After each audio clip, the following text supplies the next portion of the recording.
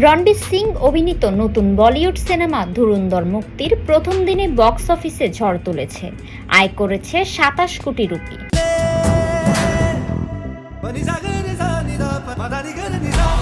যা তার ক্যারিয়ারের সর্বোচ্চ ওপেনিং। ১৫ থেকে ১৮ কোটি রুপির পূর্বাভাস পেরিয়ে এটি ছড়িয়ে গেছে আলোচিত সাইয়ারার প্রথম দিনের আয়কেও। এনডিটিভির তথ্য অনুযায়ী মুক্তির দিন সারা দেশে সিনেমাটির দর্শক উপস্থিতি ছিল ৩৩.৮১%। সন্ধ্যার শোতে যা ৫৫% ছড়ায়। আদিত্য ধর পরিচালিত এই সিনেমায় রণবীরের সঙ্গে অভিনয় করেছে সঞ্জয় দত্ত, অক্ষয় খান্না আর মাধবন ও অর্জুন রামপাল।